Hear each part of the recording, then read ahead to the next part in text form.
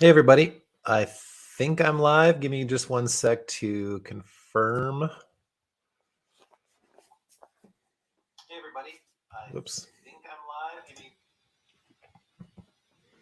I'm streaming to both YouTube and my Facebook group because not everybody will be able to join my Facebook group in time. So I just want to make sure that I'm streaming correctly in both places. Just one sec.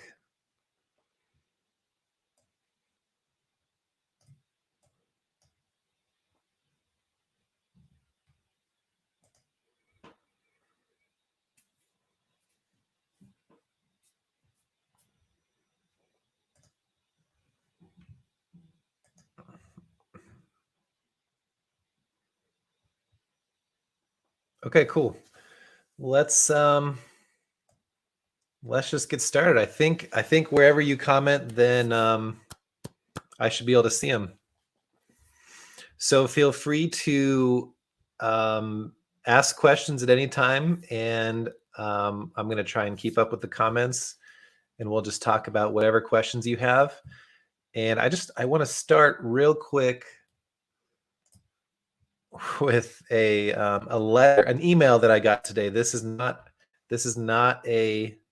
planned. This is a total coincidence. So I got this email today, over 1,000 words long, and let me see if I can share my screen.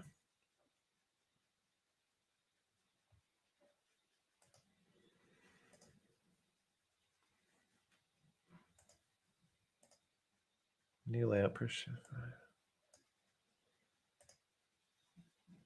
share screen.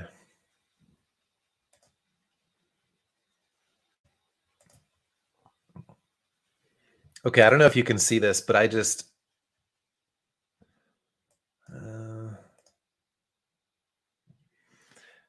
okay, I'm going to jump in your questions real quick, but I got this email today. You can see the actual screenshot of the email on my Instagram stories if you want, but I just took out a few excerpts from the email, and it is it's just an illustration of how real tax anxiety is and how stressed some people can get.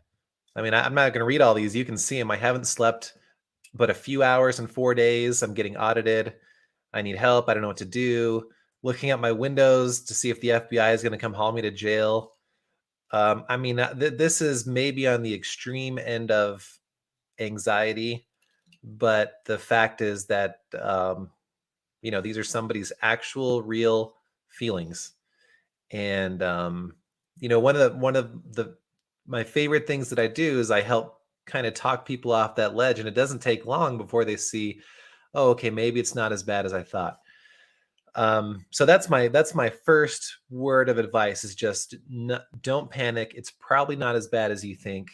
So I'm gonna take this screen back off, and we'll just dive into your questions. Oh, well, let me show you real quick. I actually have, so I had her send me the IRS notice,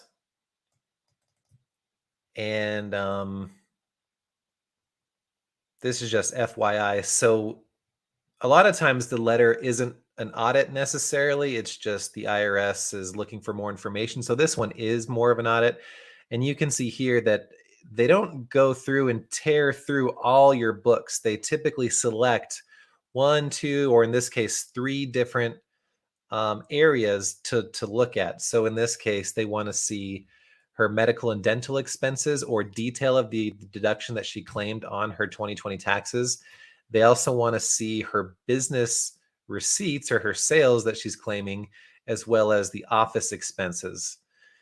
So that's it. She just has to put together a detail. I mean, if in theory, she already has that detail and she can just send that to him, and that'll be the end of the audit. So that's just a quick illustration to get us kicked off. But anyway, let's dive into your questions. So I'll start with Robbie at the top. So she says, I'm a new reseller. My 2021 bookkeeping, I use the cash method. Is there a way to easily switch from the accrual method, even if some of my inventory remains? So yeah, you're talking about the cash method for inventory. And that's one thing I like to distinguish, because typically when we talk about a business being cash or accrual, we're talking about the overall method. Like, when do they recognize income? When do they recognize or record expenses? And historically, inventory you've been required to use the accrual method, which means you don't deduct it until you sell it. But from 2018, starting in 2018, they came out with updated legislation that made it look like you could use the cash method for inventory, meaning that you could deduct it when you sell it. So she's asking, can I switch from the cash method to the accrual method? And that would just mean that you would just have to make sure that you're not double deducting inventory. So any inventory that you deducted in 2021, you want to make sure that you don't deduct again in 2022 when you sell it. So one way to do that is just kind of keep that inventory separate until you sell through it, and then you don't have to worry about it anymore. Or, yeah, I'll just leave it at that for now.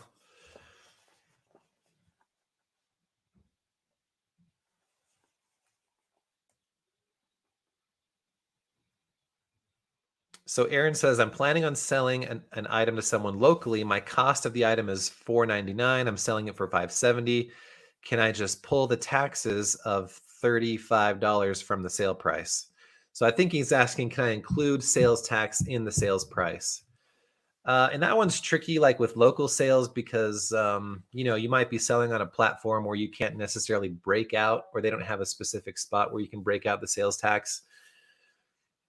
And states have different rules about whether the sales tax can be included in the sales price.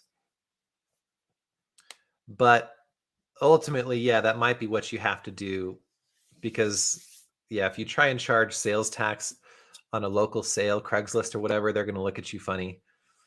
And if you're going to pay sales tax on that, then that's how you do it, typically. So Rex is saying sole proprietor versus LLC. I sell shoes on StockX and GOAT. Probably make 35 to 40K profit before write-offs. So if it's before write-offs, that's probably 35 to 40,000 of sales. And then when you incorporate your write-offs or your deductions, your profit is what's left over. So the sole proprietor versus LLC question just depends on your risk tolerance, because the main benefit of an LLC is having liability protection. You're actually not going to be taxed any differently as an LLC than you would be as a sole proprietor. I should say as a single member LLC versus a sole proprietor. So then the main question is, well, am I, do I have personal assets that I want to protect? Do I sell products that are inherently risky? If that's the case, if there's a potential liability issues surrounding it, then an LLC might be a good idea. Another reason people do LLCs is if you work with or want to work with a wholesaler or a vendor or a bank who maybe requires you to be an LLC. And the reason my favorite reason to become an LLC is because it's a stepping stone to become an S Corp. So in order to become an S Corp, or elect S Corp status is what it's called, you have to first be an LLC or a partnership or a corporation, but typically it's an LLC. You can't go from a sole proprietor to an S Corp. And you want to be an S Corp when you're, well, it just depends, but typically when you're above $40,000 of profit, it's worth at least considering, because with an S Corp, you're not subject to self-employment tax. Your profit is not subject to self-employment tax, which is basically 15%. So you can essentially save 15% on your profits, which can be a big deal at a certain level. So just something to consider. And you have to be an LLC first. So another question on accrual versus cost methods. So I have a YouTube video out there that I posted a couple months ago specifically about inventory and the cash method and the accrual method, I recommend checking that out because unfortunately it's not super simple. And the video is maybe more detailed than you're looking for, but that'll tell you everything you need to know about that. What I will say is most small businesses are overall cash method and use the accrual method for inventory. So technically it's a hybrid method. If you are a business and you're growing and you want to grow and you want to have good insights into your business, I recommend using that method, overall cash with the accrual for inventory, because then when you deduct your inventory, when you sell it, you're matching the deduction to the sale that it belongs to. So your profit and loss statements are going to look a lot more, just a lot cleaner than if you use the cash method for inventory. And maybe one month you purchased like $5,000 worth of inventory, but your sales were only 1,000. You're going to have this big loss and it's going to look strange. But if it's more of a hobby for you and you're not really looking to grow and you value simplicity, that's when I might consider using the cash method for inventory. Again, go check out my inventory video that I posted a couple months ago.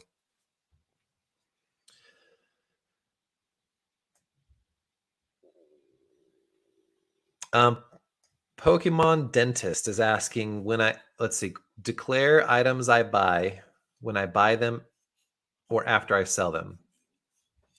So I think they're saying, should I deduct my inventory when I purchase it or when I sell it? And that's kind of what we've been talking about. Let's see, because some items maybe won't sell or I later find out they're damaged. Yeah, either way, if you wait to deduct it, if you use the accrual method, and you find out it's damaged or it won't sell and you get rid of it, you just deduct it at that point.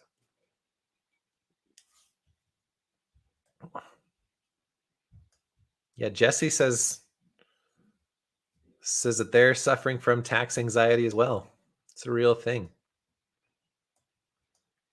And I'll just do my plug real quick. Reseller Tax Academy, which is my course. It's go at your own pace. We do monthly live Q&As like this one in that private Facebook group. The biggest benefit, I think, is just having peace of mind. You experience emotions which are the opposite of the ones that I showed in the email in the beginning. And that's the feedback that I've gotten, because once you kind of have that knowledge and you get those basics down and you know what you're supposed to be doing throughout the year, all of that anxiety and that stress that you would have otherwise been feeling, you can channel that. And rather than wasting those calories on stressing, you can focus those on your business to drive you forward. So anyway, it's tonight, the 20th, Thursday, that is the last night for $100 off. That's the deepest discount of the year. So go check it out. So Maiko is saying, how do I figure out leftover inventory from 2021? Do I add it to the inventory from 2022?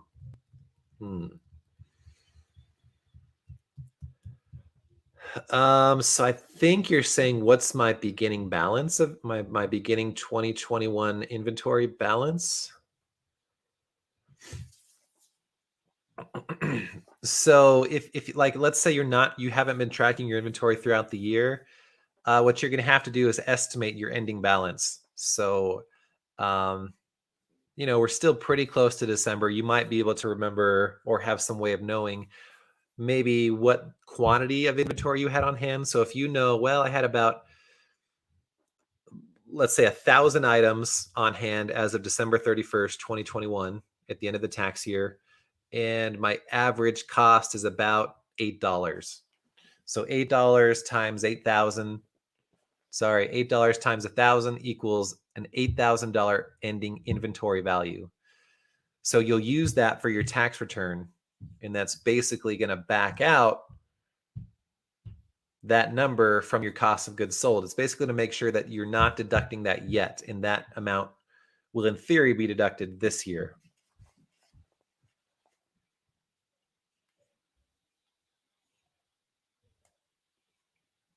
Can I itemize? So Beth is asking, can I itemize my 1099K from eBay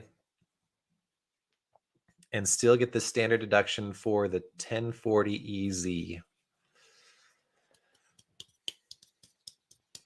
So itemizing your deductions is separate from the business. So you can either take the itemized deduction or the standard deduction, but that has nothing to do with your self-employment or your side hustle or your reselling, which is all the same thing. So yeah, those are separate. You can itemize if the sum of your itemized deductions exceeds the standard deduction. So the standard deduction is something that we all just get. You know, if you're single, it's about $12,000. If you're married, it's about 24, maybe closer to 25,000, and you just get that. It reduces your taxable income by that much. But if the sum of what are called itemized deductions exceed that amount, then you can take the itemized deduction instead. Those are things like mortgage interest, property taxes, donations. I was blanking for a second. Medical expenses. And a few years ago, they doubled the standard deduction. So that's what most people take now. Most people do not, it doesn't make sense for them to itemize. So D is asking about estimated quarterly taxes. If you pay estimated quarterly taxes based on prior year, what happens if 2021 was your first year? So if 2021 is your first year reselling, you likely were not required to make estimated payments. And that's because there's a rule that says if the tax that you paid and withheld and had withheld during the year, during 2021, was at least equal to the tax liability from the prior year, then you don't need to worry about making estimated payments. So that's usually the case if it's your first year of reselling. So when you might want to look into it is this year, your second year of reselling, to see if you should be making estimated payments.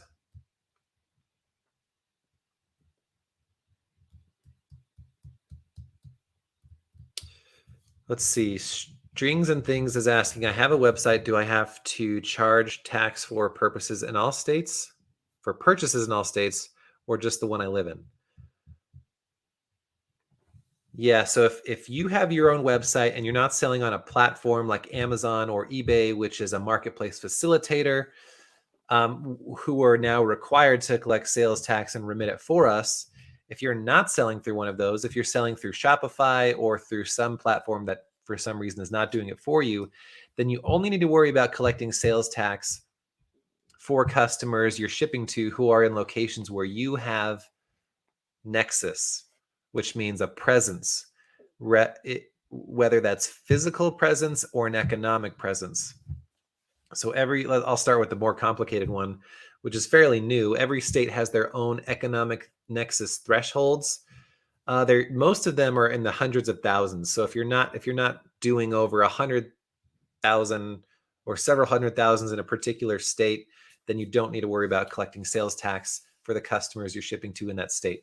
So typically you're just going to have to worry about collecting where you have a physical nexus, which is typically just where you live, unless you have warehouses or employees in other states. If it's just collect on the sales to customers in your own state, typically.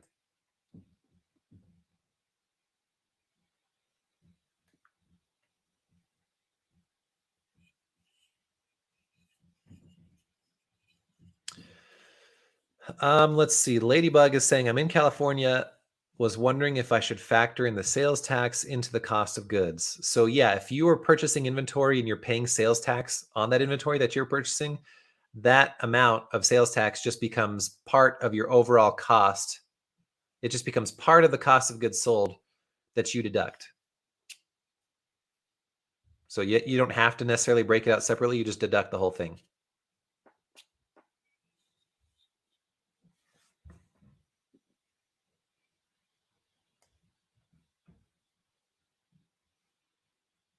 I think I might be seeing YouTube comments only. Let me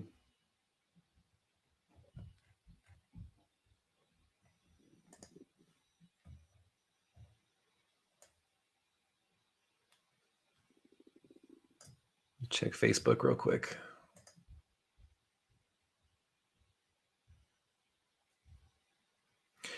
Yeah, so there it looks like there's some confusion. Okay, so let's talk about the threshold real quick, then I'll go back to the questions.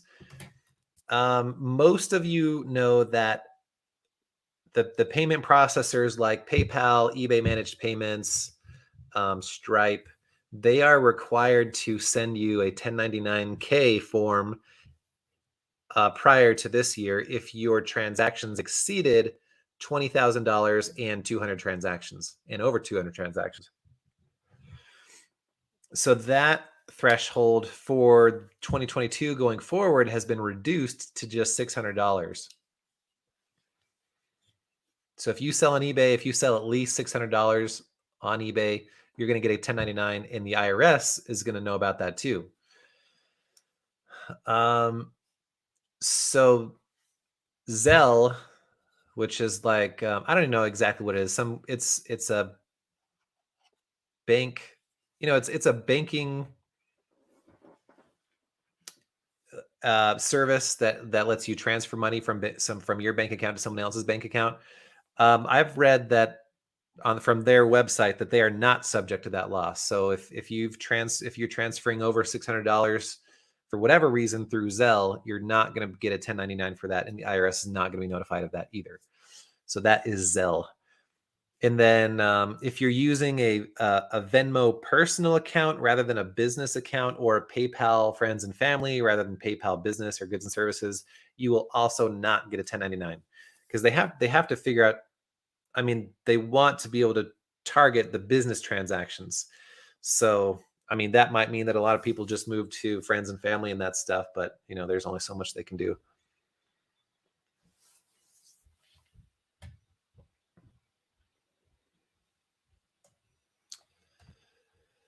Let's see. So Kenzie, hey Kenzie, is saying, I didn't track anything from last year because it was mostly personal items and some thrifted from the bins. And I don't plan on doing a Schedule C for 2021. Going into 2022, I'm working on growing my business. How do I account for items that I listed last year? Could I basically buy them from myself this year? Yeah, you don't necessarily have to buy them from yourself. Just contribute them to your business inventory. I mean, you'll just show them as purchases in 2022 on your tax return.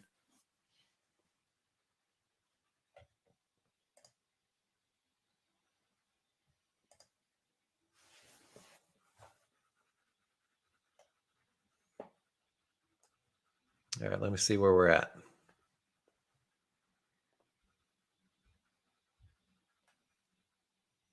Is an LLC tax exempt? If not, what is tax exempt? We buy storage lockers and they always ask if we're tax exempt. I have not set up my business yet. So they would be referring to sales tax here. So this is kind of a silly thing. Even though eBay, Amazon, Poshmark, they're all collecting and paying the sales tax for you.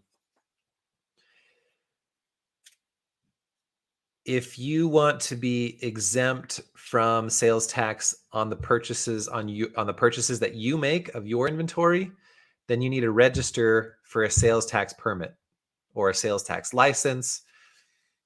Even though you're not going to be collecting sales tax, you need to register for a sales tax license or a permit, because that enables you then to have a reseller certificate. In some places, they're the same thing. And that reseller certificate is what you can present to certain wholesalers or vendors that allows them to not have to charge you sales tax on your inventory purchases. So that's what they're asking if you're tax exempt, if you have a reseller certificate. And you don't necessarily have to set up your business to have a reseller certificate. You could be a sole proprietorship and get a sales tax license and a reseller certificate. Just getting an LLC won't do that. That's separate.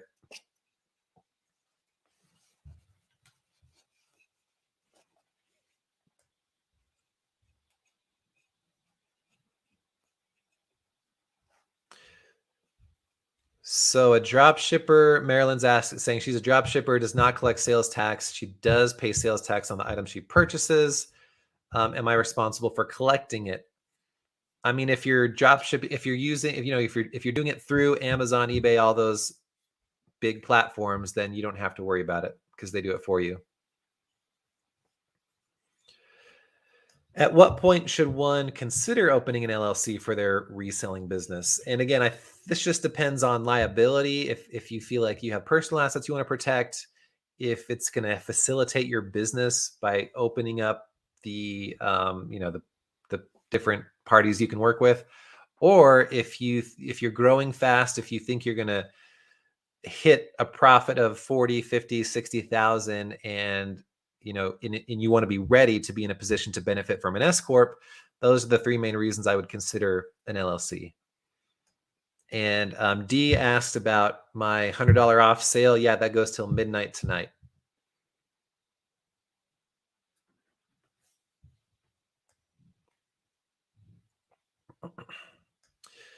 Glitterbug has a good question. So she has a ton of old inventory she sat on for years. How does one handle this with the IRS if using the hybrid method? So if you have not already deducted it in prior years, then if you sell it this year, let's say, you would just deduct it in this year.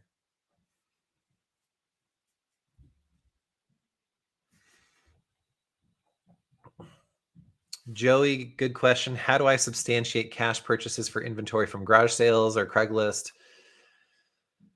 It's not that big a deal. I mean, the IRS isn't going to expect you to have a lot, really, strong documentation for stuff you're purchasing at garage sales, especially if it's items that are a few bucks. Like, don't worry about it. Like, the most I would do is record it on a notepad. Just have your paper and pencil there, and you can record what the item was, the date, the cost, and that's it. They're most likely not going to give you a receipt. And the chances that any auditor or IRS person ever drills down to that level of detail where they're looking at garage sale receipts or asking you for them, it's never going to happen. Never say never, but most likely not.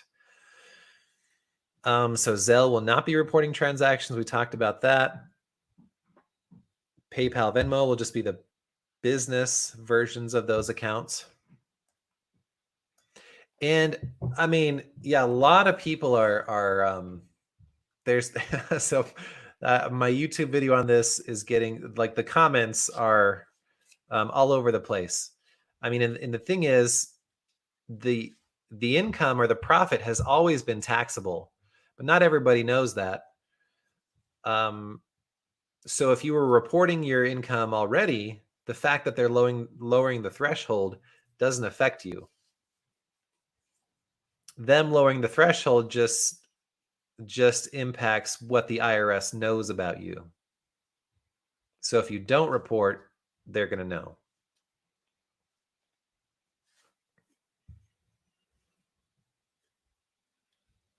So let's see. With receiving a 1099 from eBay, do I need a state business license for my state?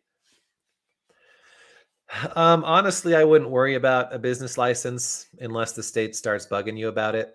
Typically, when you form an LLC, you'll be on their radar, and they'll eventually send you, or likely send you, a letter that says, hey, you need to register for a business license. At that point, I might do it if they threaten me with penalties. Otherwise,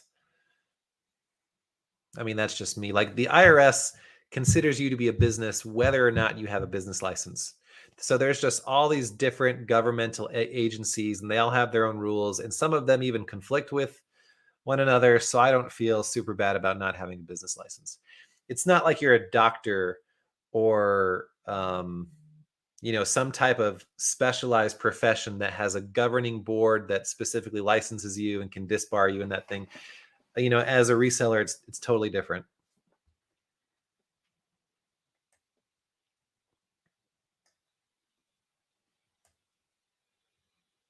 Is Poshmark sending a 1099K? I don't know. I know in prior years, even though I feel like they're just like any other big platform and they should have been sending 1099s, for some reason, historically, I don't think they have. So that's one I need to find out. It's probably, it could be on their website. I don't know, but that's one I'm curious about. I'll be surprised if they don't. They probably should be.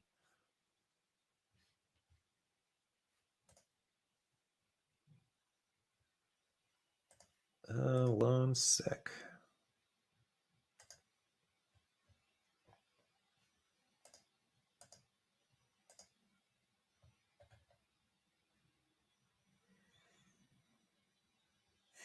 Okay.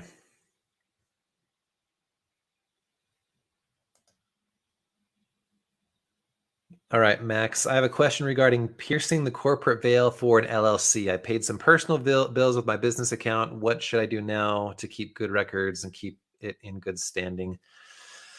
So yeah, the benefit of having an LLC is liability protection. But then if you don't get a separate bank account, or if you're constantly mixing your personal and your business, and if you ever get any kind of legal trouble, anybody who's coming after you could say, well, they they say they're an LLC, but they're not really acting like it because they're still using their business account for personal transactions, and it's all mixed.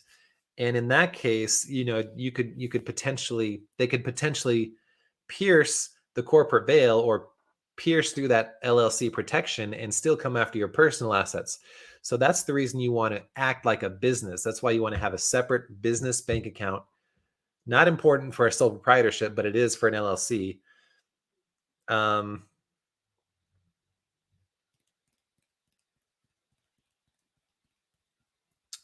so what should I do now to keep my business in good standing? Like, sometimes well, yeah,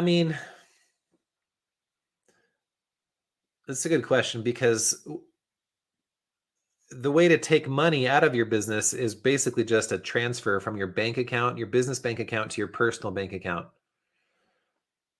And sometimes people take a shortcut. Instead of doing the transfer from the business bank account to the personal account and then making a personal expenditure, they'll just transfer money from the business bank account straight to that personal expenditure.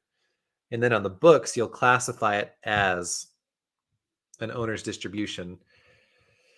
But it's probably more conservative to first just take an official distribution to yourself. But if you've done some of that in the past, I wouldn't sweat it too much. I would just try and be a little more careful going forward. So Carly asks, is it necessary to put on your spreadsheets the fees taken out from Poshmark, Mercari, and Depop? Does the IRS want to know that, or do they care more about what you paid for it and what your net was? Ultimately, they care what your net was, what your profit was, because that's what they tax you on. But on your form, you report everything. You'll report the total sales, the gross sales, the shipping, all the platform fees, the cost of goods sold. And then on the tax form, it'll calculate your profit. So it all goes on there, but they'll just use that profit number to calculate your tax. Having an estate sale. I don't sell all the time. Should I get a business license so I can deduct for taxes? No. So you're a sole proprietorship by default. So you will just report the sales on a Schedule C, and you'll report the cost of goods sold, which is another issue. How do you determine what the cost of goods sold was? Check out my video I posted recently on personal items and how to determine that cost. So I've been filing as a qualified joint venture for federal tax. My wife and I share duties with selling on eBay. I complete 2 Schedule Cs that are exactly the same. Yeah. So a qualified joint venture is basically it's kind of like a sole proprietorship that you share equally between spouses. And then in order for both of you to get credit for the earnings, you both get credit for Social Security purposes. You basically just split all the activity in half, and you report it on 2 separate forms. Each one has your separate names on it.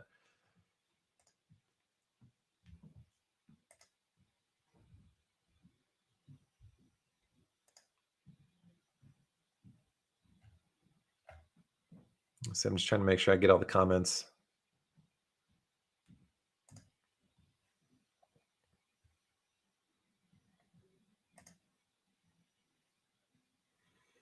How do I track my costs of goods sold for yard saling? Do I have to write every item down? I mean, you do want to keep a record of what you are spending. So then I think you should, so then you might as well also put the detail of what the item is, the date, where you got it, and then you'll have that full record.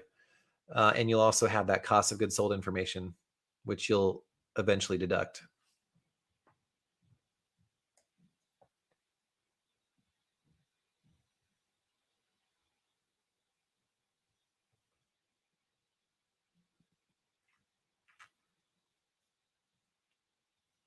Sales tax question from Linda. So she's selling art from a website based in Massachusetts. The art is being delivered to a customer directly from Rhode Island.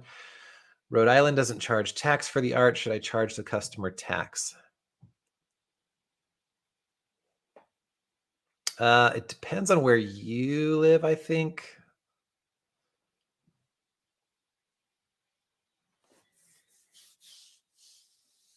The website is based in Massachusetts, or maybe you are. I'll come back to that one. I might need more detail for that. I live in Illinois. Alex lives in Illinois. Sell on Amazon. It states that legislation does not include origin sales and use on third-party sales. Does this mean they don't cover my Illinois to Illinois sales that I have to remit? Legislation does not include origin sales and use on third-party sales. Not 100% on that.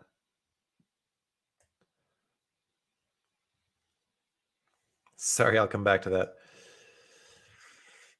Let's see. Had first year sales in 2021 using inventory purchased in 19, 20, and 21. I want to deduct inventory as purchased versus sold. But is that off the table since some inventory is bought pre-2021? If you haven't already deducted it, and if you're switching basically to the cash method for inventory, then you would basically deduct it. All the inventory that you had and had not yet deducted coming into 2022, you'll just deduct.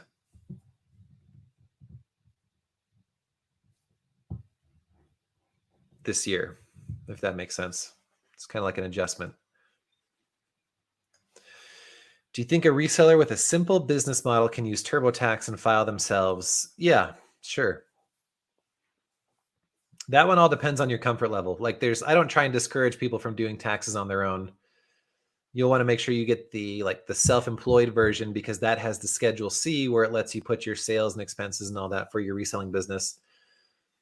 But I mean, some people are fine with it, and other people, like the lady who wrote the email that I showed you at the beginning of this stream, like it made her really anxious because it asks you a lot of questions and it tries to guide you the best it can.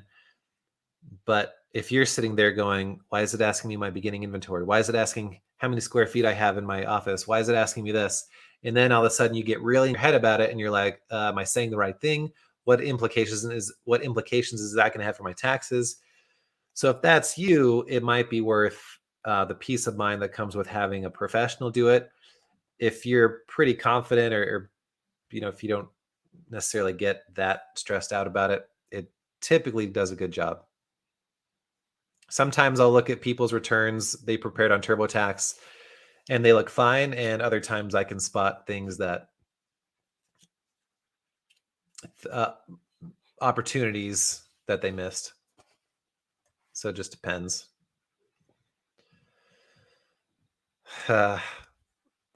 Michael says, how often do you take on bookkeeping clients that are a hot mess?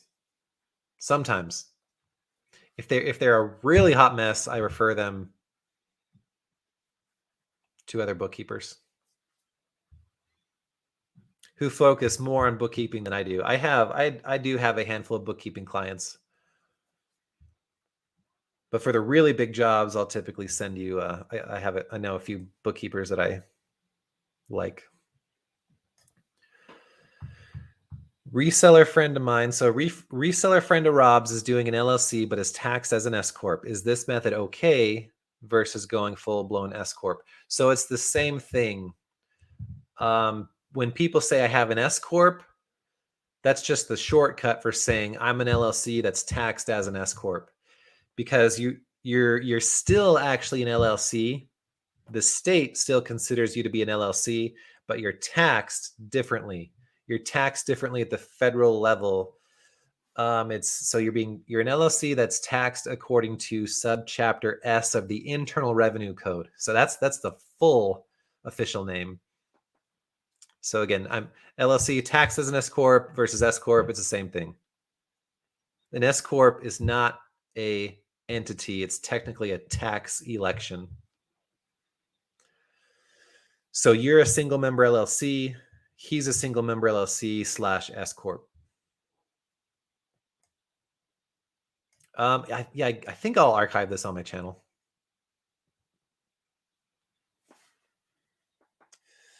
Doyle says, if I purchase inventory and pay tax at the time of purchase and the item is taxed at the point of sales on eBay, Amazon, is there a tax credit I can take for double tax on the item? I would say most of the time, no. Some states do have some type of process where you can try and recover sales tax paid on inventory that you turn around and later had sales tax collected on that sale. But not all states do have a process for that. At a minimum, you can deduct it as cost of goods sold. That won't make you completely whole, but it's better than not deducting it at all. If I do a cash sale of $4,000, do I need an official receipt? I mean, if there's not a receipt generated as part of the sale, then there's not a lot you can do. At a minimum, I would make your own record for that. If you are up in the thousands of dollars and you want to be really conservative, you maybe create your own receipt and have the seller sign it. A lot of sellers might be hesitant to do that, or might be awkward because they're not used to doing that. But yeah, or you could take a picture on your phone of the place where you made the transaction. So all that stuff is going to be substantiation that supports that record. So there's no one type of substantiation you need. It could be a receipt. It could be an invoice. It could be a photo.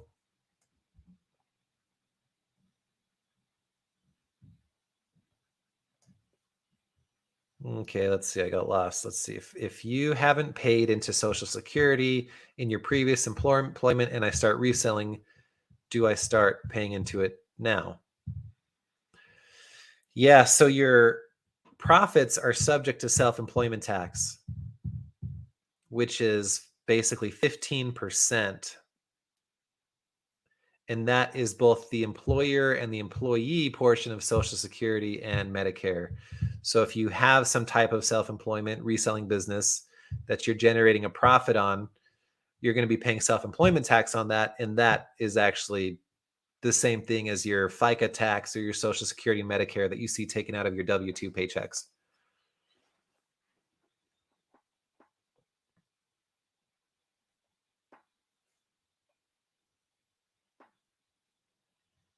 Okay. Kelly says, I'm a full-time reseller on Poshmark for 3 years. I have yet to receive a request for my SSN or 1099. How do I proceed?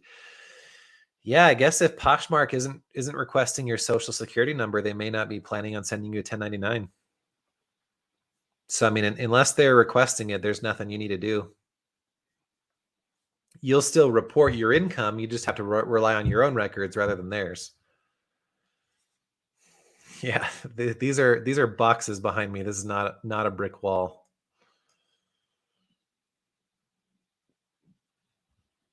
So V says, I rent. Can I open an LLC with a virtual office and storage unit only? Yeah.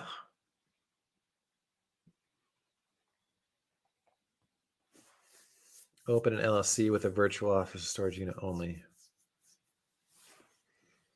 Yeah, I don't know. I don't know exactly what you're asking, but yeah, you'd be able to deduct the rental fees on the storage unit. You can still open an LLC. You don't have to have an office.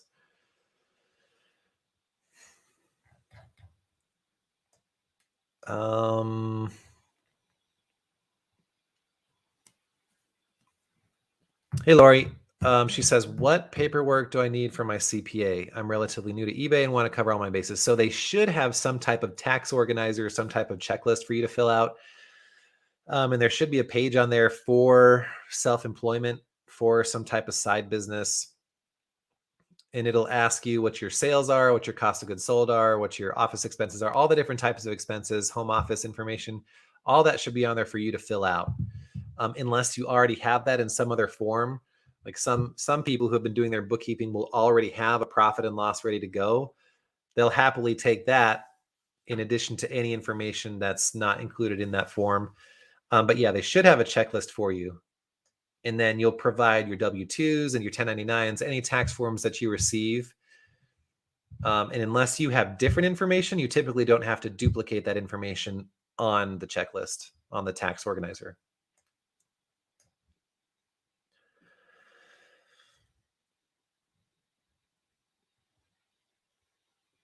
Are you taking new clients for 2031 tax prep?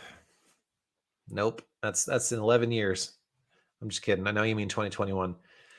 I have a wait list right now, and I'm cautiously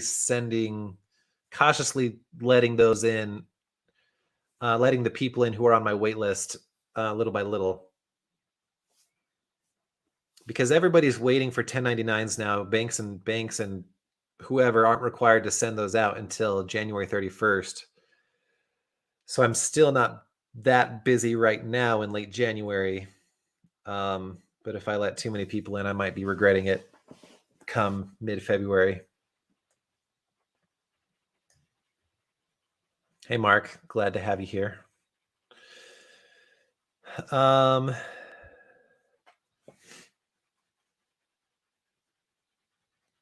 Is it okay to have purchased inventory in 2021, but the item isn't listed until 2022? Can you wait to put it on inventory for tax purposes in 2022? I think that's probably fine. I mean, I think even if your inventory isn't listed yet, I would still consider it to be inventory, even if I haven't listed it. But if you want to make it your business policy that it's not like recorded as a purchase until you list it, I think that's fine as long as you're consistent. D says, will the Reseller Tax Academy course explain what I need to give to my accountant? Sort of. I mean, your accountant, again, they'll give you, they'll request what they need from you. But when you have that request and as you're looking through it, you won't be confused or get anxious. You'll be like, oh, I know exactly why he needs all this stuff. I know why he's asking me about self-employed health insurance premiums. I know why he's or she is asking me about the square footage of my storage space. So it even if you don't do your own taxes, it'll enable you to have productive, non-stressful conversations with whoever is preparing your taxes.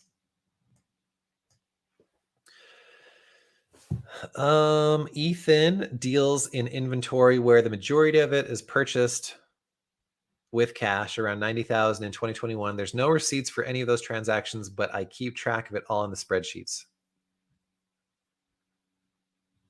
So cash transactions, 90,000, no receipts. Am I screwed? Yes. Just kidding. No, I mean, you have a record.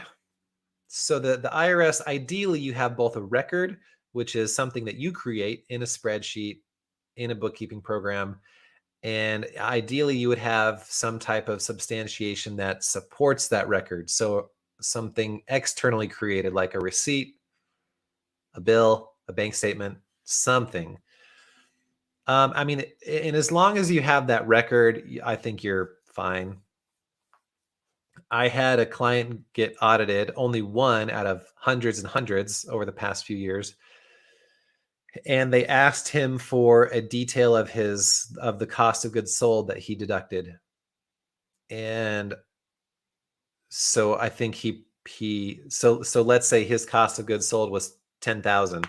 He provided a spreadsheet with all the inventory costs that totaled up to that 10,000. And I don't think he had all of it. I don't even think he had it ready to go. I think he had to recreate it partially. But that sufficed. That's all they needed. And then the audit was done. They didn't go further than that. They didn't say, oh, okay, how about you give us the receipts for these 20 entries here on your spreadsheet? So in that case, the record was sufficient. So you have it all in a spreadsheet. I think you're okay. Going forward, especially for the larger purchases, maybe you just want to snap a picture of those receipts and throw it in a digital folder.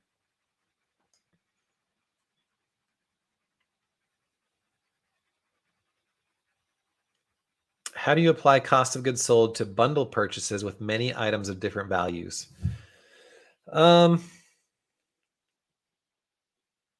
Yeah, so you can do it differently. If you buy a pallet of 100 items for $100, if you have a system where you track things individually, you can just assign every one of those items a cost of $1 on your spreadsheet. And that can be your method that you can be consistent with.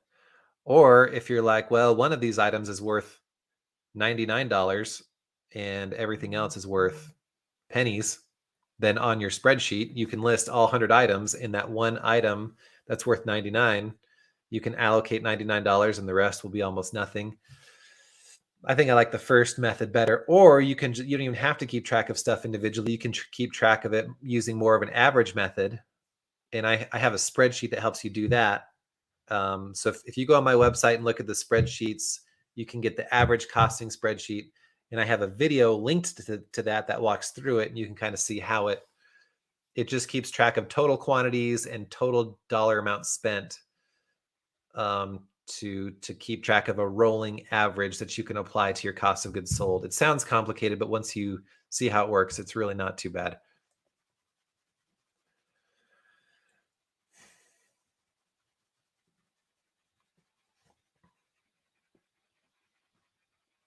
Let's see, I worked at my job until June. I went full-time eBay for the rest of the year.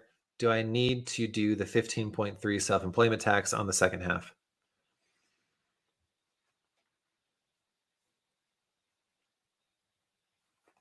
I mean, you'll be subject to self-employment tax on the self-employment earnings. I don't know if you're asking if you have to make estimated payments. So yeah, let's talk about, Linda's asking about the $600 threshold again. And I have a video on this if you want to check it out on my YouTube channel, but I get why there's confusion, because historically, if you employ contractors, if somebody is working for you as a contractor and you pay them over $600 during the year, you're supposed to send them a 1099. That's different though than what we're talking about. So historically, you would have to send that person a 1099 miscellaneous form, and now it's a 1099 NEC form, which stands for non-employee compensation. So that's not what we're talking about. Another thing we're not talking about is there was recently a legislative proposal that banks would have to report transactions, inflows or outflows exceeding $600 in your bank accounts, that they would have to report that to the IRS. That was shot down, and now they're looking at making it $10,000. So that's also not what we're talking about. But this is stuff that's all getting confused. What we're talking about is the 1099K threshold that specifically applies to payment processors, not banks, not contractors. So PayPal, eBay managed payments, Poshmark, I think if they process payments. So all these payment processors, they are now required to send you a 1099-K if you have transactions on that platform that exceed $600. And they also send it to the IRS. So the IRS is going to know, they're going to be aware of your sales.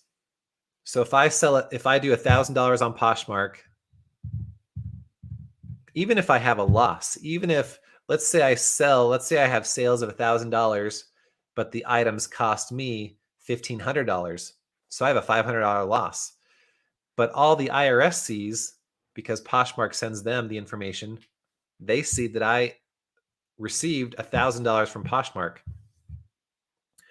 So they're not going to necessarily tax me on that, because they're just going to look for that on my tax return. They're just going to look at what I report as my sales. So on my tax return, I'm going to report $1,000 of sales, and they'll say, okay, good. They reported the sales. And I'm also going to claim that $1,500 of deductions.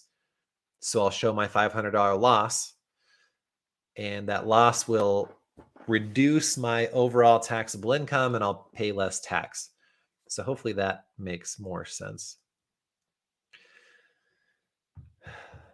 Hey, this is usually after an hour, the attendees have gone way down, but I think we've actually gone up. So this is must be tax time or something. Dana says, my husband and I file a joint tax return every year. I'm a homemaker, but am starting a small hobby reseller business as of this year. Would it be better to file jointly or separately? I can't comment specifically on your situation, but usually it's more beneficial to file jointly than it is to file separately. And if you're having someone prepare your taxes for you, usually they have a way of doing a quick simulation to see which one, just to verify which way would be more beneficial. But it's typically going to be jointly. That's typically how I encourage people to file.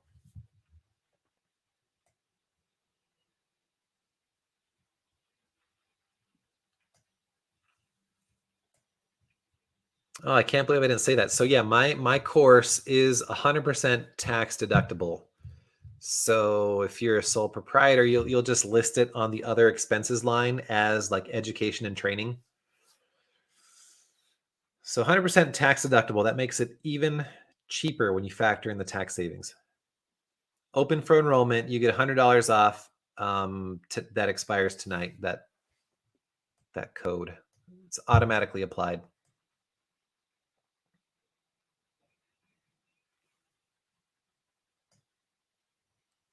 Yeah, if I do cash method for inventory, do I mark my inventory value for beginning and ending inventory as 0? Yeah, your beginning inventory you'll put as 0.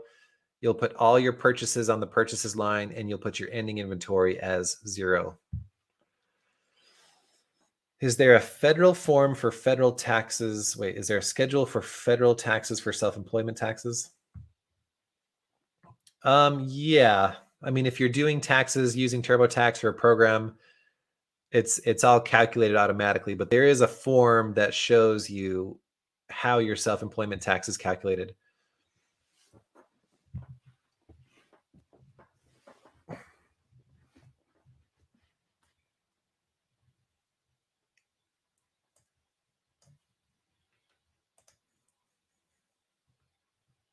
All right, one sec, just let me catch up.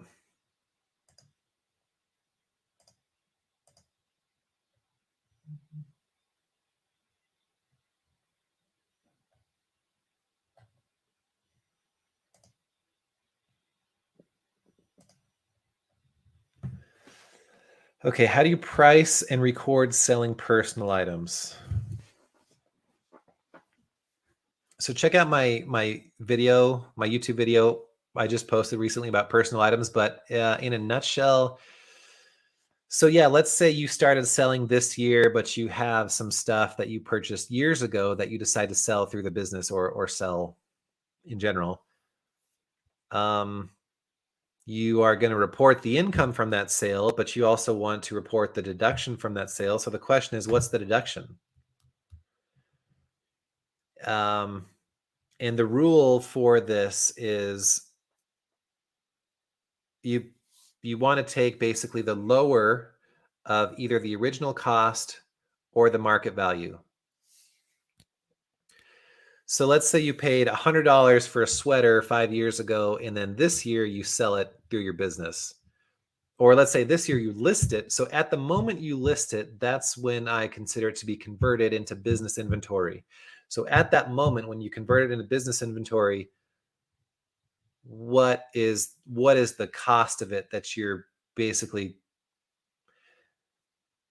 transferring from you personally to the business?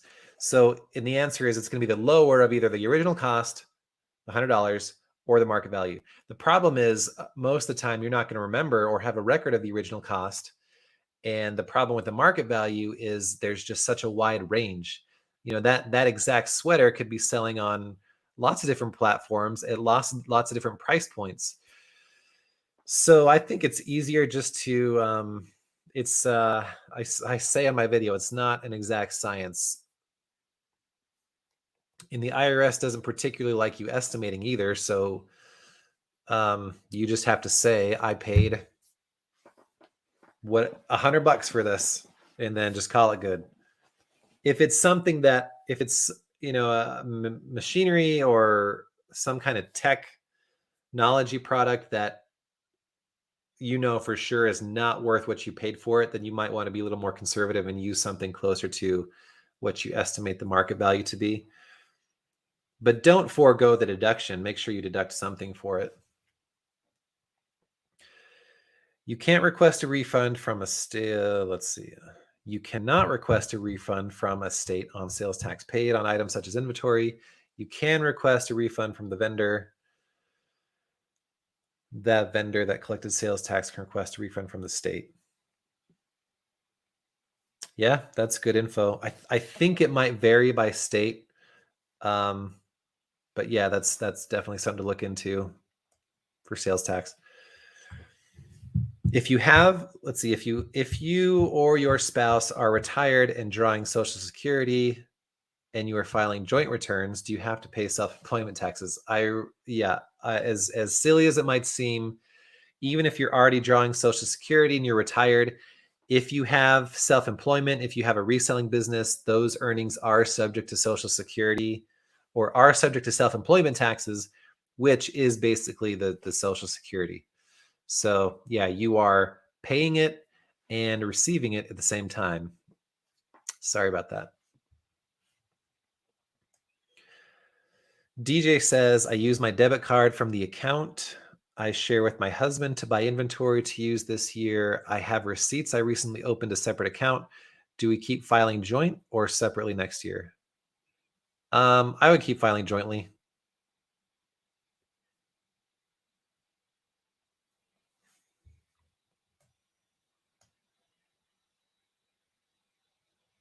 Traveling and living between two different states. This is from Leslie. If I sell primarily while I'm in Arizona, but I live in California, will I be taxed in Arizona or California? How does this work? Yeah, multi-state stuff. And this is kind of a gray area. But yeah, technically, if you are selling in Arizona, I mean, they may not know. Maybe they don't know. But yeah, technically, and it might depend how long you're there. But if you do most of your selling in Arizona, then you might file like an Arizona non-resident tax return. And then you just have to make sure that you're not double taxed for that same income on your California return. Like you should get a tax credit for that on your California return. So the main thing is just making sure you don't get double taxed.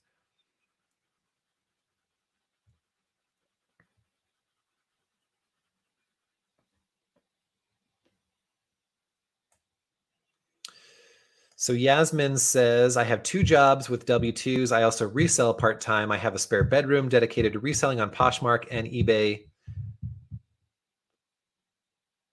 I am a DBA sole proprietorship. Oh my gosh.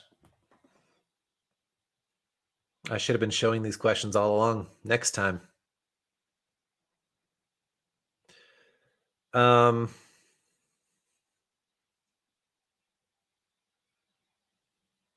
Yeah, I don't see the question, but if that room is used exclusively and regularly for the Poshmark and eBay business, then you could take the home office deduction.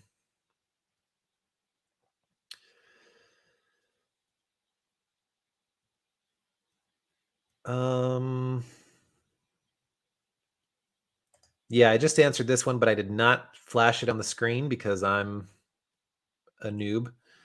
If I do the cash method, do I mark my inventory value? Yeah, so if you do the cash method for inventory, you'll put 0 beginning, 0 ending. In California, let's see, how would I...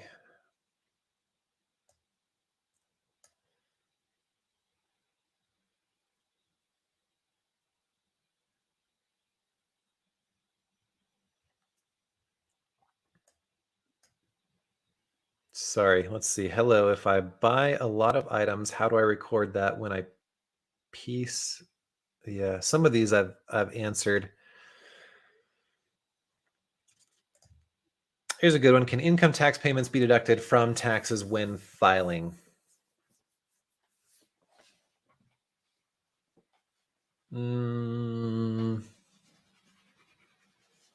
No.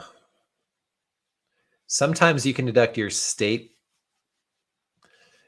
I mean, this one just depends. Like in California, the annual LLC franchise tax fee that you pay, that can be deducted through the business on the federal return, but it can't be deducted on the state return.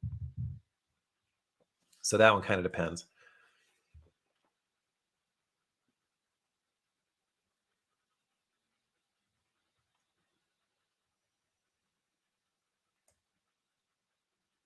Here's a good one. How do you deduct? And maybe we'll wrap it up in on the hour.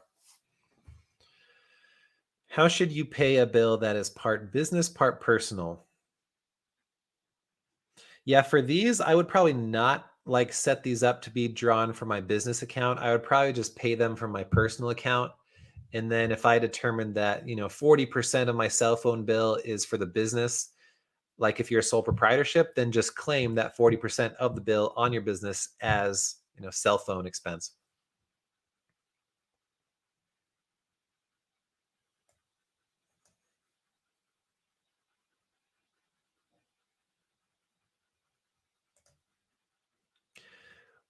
Okay, what could be the most asked question with an answer that nobody wants to hear?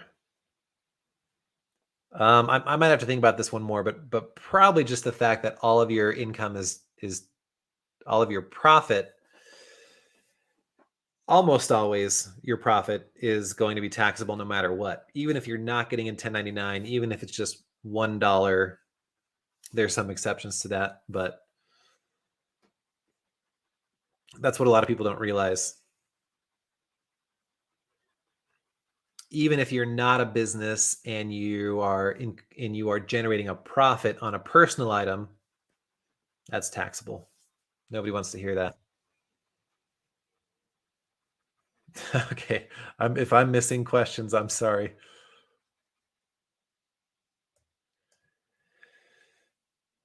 Rodolfo, is the home office deduction, home office and storage area in a home a one-time deduction or a multiple of 12? It is one time annual deduction.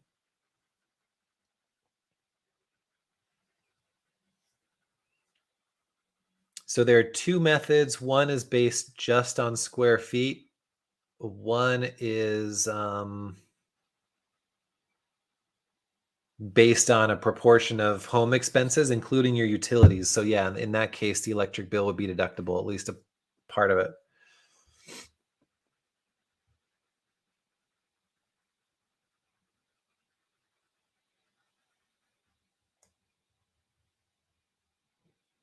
Man, I'm getting a lot more questions than I thought.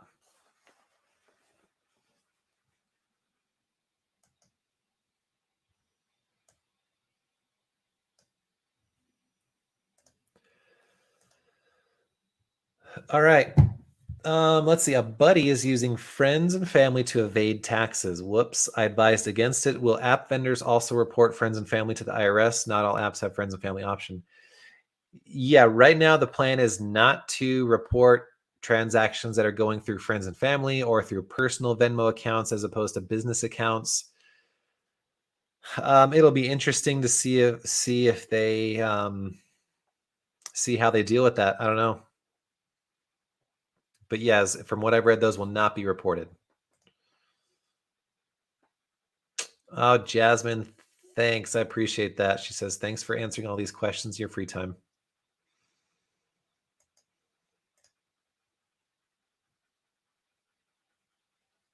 The $600 threshold is per platform.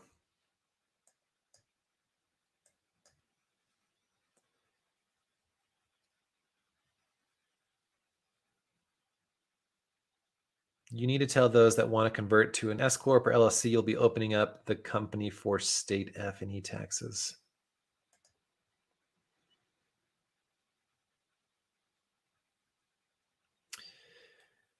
Yeah, so there are additional implications of changing your business entity. So don't just do it without being familiar with some of those implications. Let's see. I was thinking of opening a parent LLC to own the potentially tainted LLC. I mean, I wouldn't open it just because you're nervous about piercing the corporate veil. I mean, most resellers are not in a very litigious environment. So, I mean, if it's all about your comfort level. If it were me, I do think that would be overkill, but maybe not.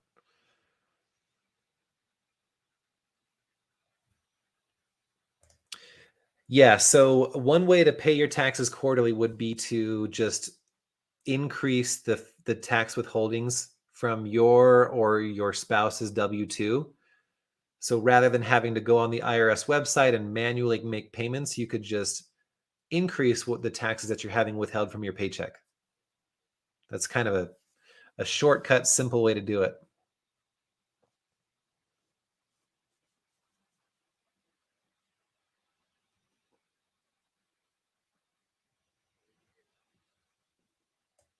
Okay, let's see.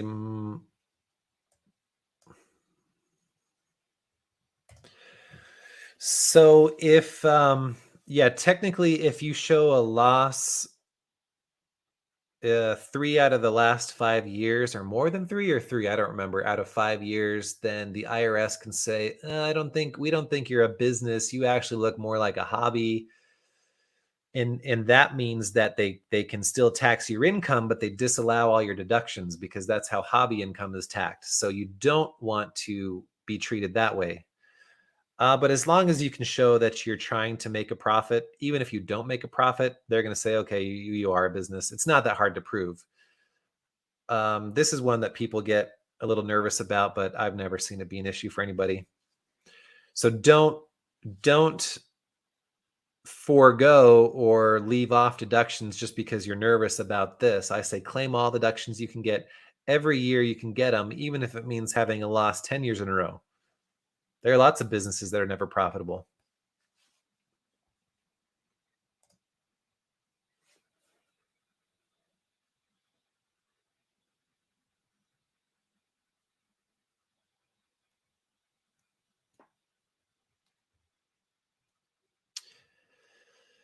Let's see.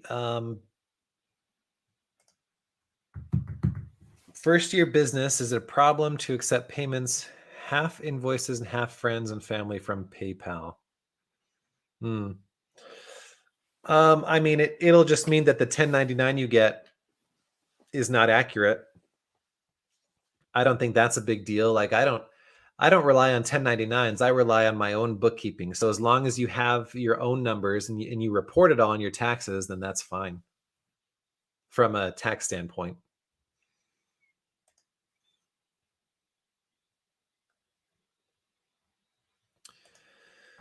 So my course right now is $349. After the discount, it's $249.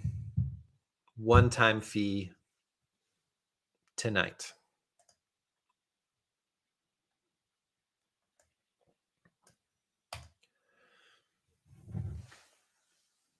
Who ties their shoes?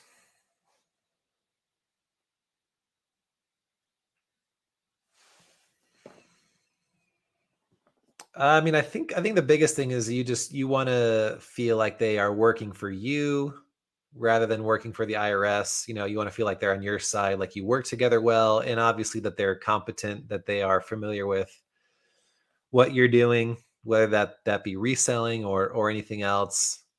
Um, it can, if you don't have somebody who's familiar with, let's say you or maybe your spouse is a minister and they get a housing allowance, or maybe you or your spouse is in the military and you have to have like home of record issues, or maybe you're a reseller and you don't want your CPA to just stare at you blankly when you tell them you sell on eBay. And it's not that complicated, but there are a lot of professionals who just aren't familiar with it, so they think maybe they just don't know.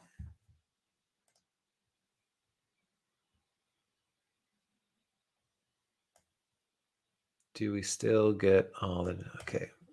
So when filing jointly, the husband works for a company, W-2, I assume. I do eBay. Do we still get all the deductions? Yeah, so you'll report his W-2 income, and then separately on a separate schedule called the Schedule C, that is where you'll report your sales and all your deductions. And if you have a space that you use exclusively for the business, you can get the home office deduction.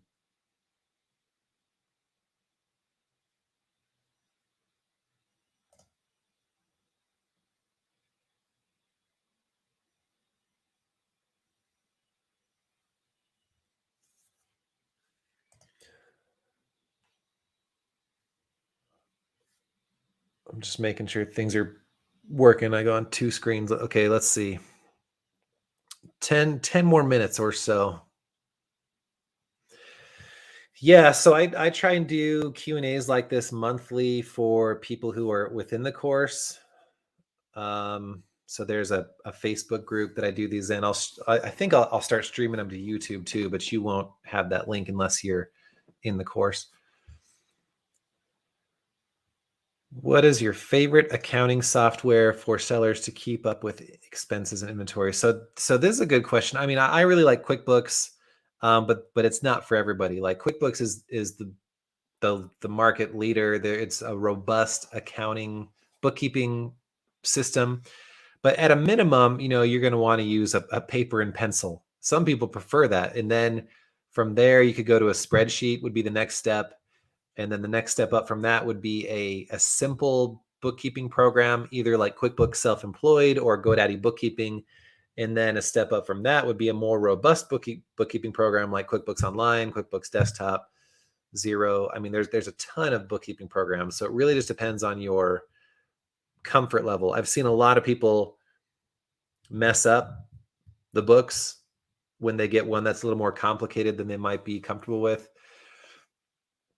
So I would start with what you're comfortable with and maybe work your way up as the business grows.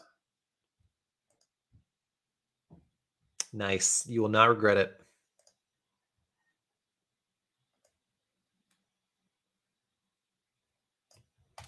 So this is a good question. I actually re-recorded my entire course just within the last few months, and I added a lesson specifically about consignment and how to account for it. So I don't have a YouTube video on this right now, but it is in my course. Yeah, so you'll just have to report what you sold, and then you'll have to deduct what you paid them out, so that the difference is basically your commission, and that's what you'll be taxed on. So, how much can the home office deduction save you? It could be, gosh, it could be thousands and thousands of dollars. It just depends.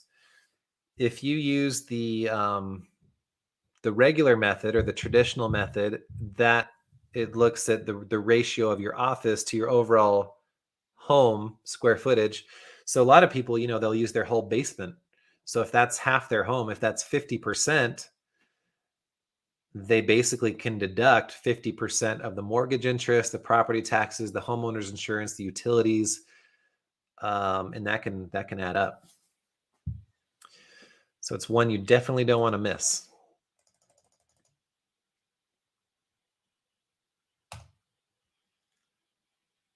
Can I still use the home office deduction if I work in my garage for my reselling business and my work from home day job? So in order to qualify for the home office deduction, you have to use it regularly and exclusively for the business. So if you're also using that space for your day job, then it would not qualify. But if there's a space of that area that is exclusive or where you store your inventory, then that square footage would qualify.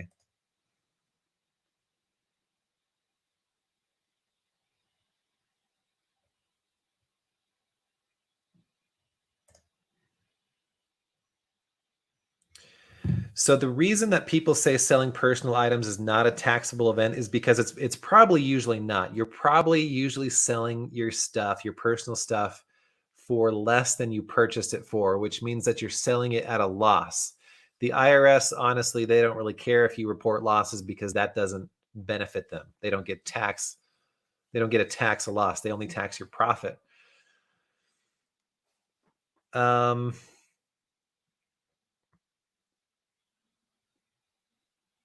So yeah, you don't have to report it.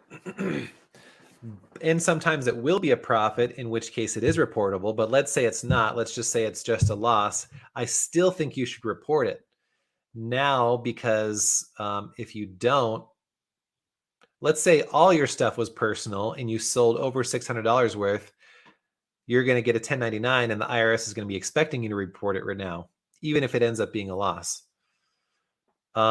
And if anything, the loss is just going to help you. That loss is going to offset other income and reduce your tax overall.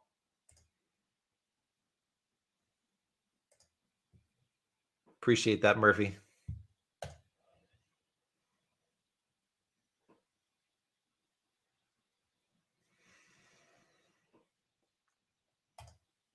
If you collect Social Security, is there a threshold for an amount you can make before penalty from Social Security? I don't think there's a penalty, but as your overall income increases, the taxability of your Social Security income increases. I forget what it is, but when your income's at a certain amount, your Social Security will be taxed at 50%. Then it goes up to, I think it gets taxed at a max of 85%. Don't quote me on that. But there are these steps, and the higher your income goes, the more your Social Security is taxed. Otherwise, I don't believe it's taxed at all.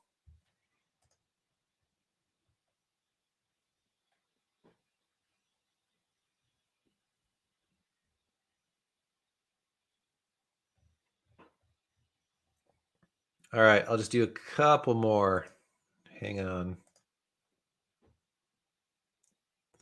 Are cell phone and internet deductible as an expense? Yes. So these ones are typically taken outside of the home office deduction. Typically, I would pay for them personally. But yeah, if you figure you use your cell phone or your internet, let's say 4 out of 8 hours during the day, that's 50%, then just deduct 50% of your cell phone and or internet. Let's see. Karen says the 300 square feet is the limit with the simplified home office method. So my space is double that, but I can't claim it. So yeah, real quick on the home office deduction, you can take either the regular or traditional method or the simplified method. So the simplified method is simple. It just means let's see, it's a maximum. You can get a maximum of $5 per square foot up to 300 square feet. So it's a $1,500 maximum deduction. If you have more space than that, then you'd probably be better off using the regular method. So in Karen's case, if you have double that amount of space, then you want to use the regular method, where you'll just say, okay, I have 600 square feet. My home is 2,400 square feet. So you can take 25% of all those shared bills, shared expenses. Let's see. Misty says, I have a storefront, plus I'm an online reseller. How would I report both businesses? Yeah, if you consider them to be the same business, I mean, one business can have multiple channels. I can sell through multiple stores or online or in a storefront. If it's the same business, I would just combine all the sales, combine all the expenses on the same Schedule C or on the same tax form.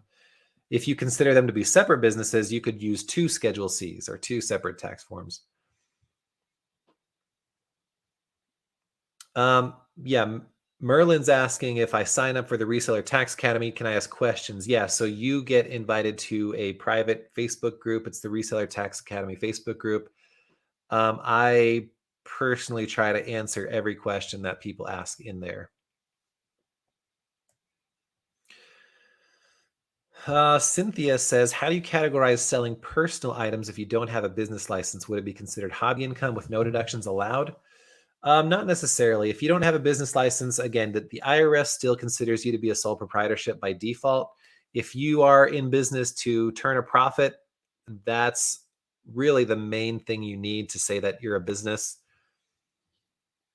So yeah, you just categorize those as cost of goods sold. You have to assign the cost. You put them on your Schedule C.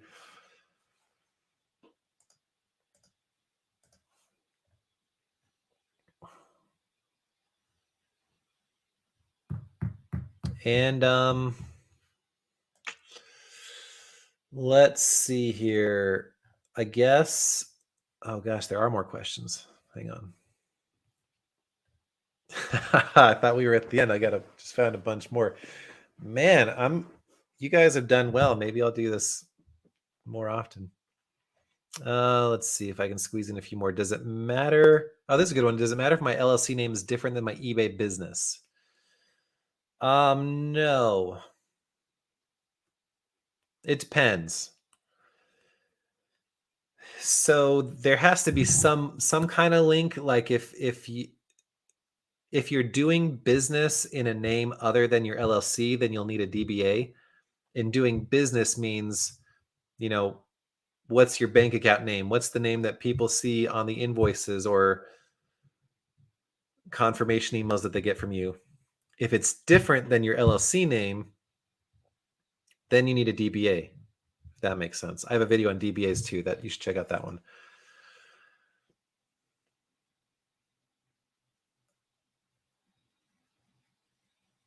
All right. Just got 2 more minutes. I'm just skimming these questions to see if there's any that would be we could get in.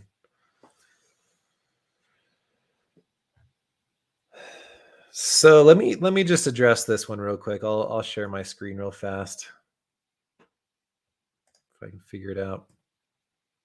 Have I been sharing my screen the whole time?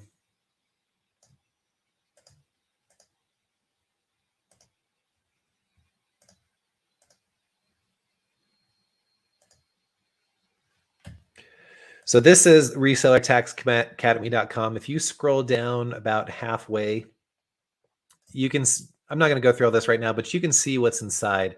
So there's 9 separate modules. Do an introduction to taxes, basically like what taxes are you subject to, how taxes relate to your goals, tax basics, getting started, assessing your current state, like we talk about hobby versus business. What does it mean to set up a business? Determining the best structure for your business. That's where we talk about sole proprietorships, LLCs, S corps, DBAs, multi-member LLCs, partnerships. How to deal with inventory. So this one's a big deal for resellers. How you deduct it, how you track it. Accounting for personal items, which we've talked about a little bit. Managing inventory donations. I talk about consignment. And then module 6 is all about deductions. So yeah, qualified business income deduction, mileage, meals, travel. How do you clean up a tax mess?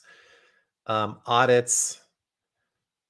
And then in this module, module number 8, it's more accounting and bookkeeping focus. So I call it knowing your numbers. And this is really important. And I'm actually coming out with a bookkeeping basics for resellers course where we talk more about this stuff.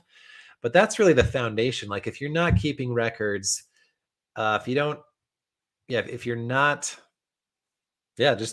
keeping good records, you don't really have a good foundation that you can build upon that's going to enable you to really optimize your taxes as much as you otherwise could. And then just a module on putting it all together, like what does all this mean? How do you get started? Like what do I do now type of thing. So I don't want to go too much into this, but check it out. If it's not for you, then just let me know. But I've gotten a lot of good feedback on it. And it's really about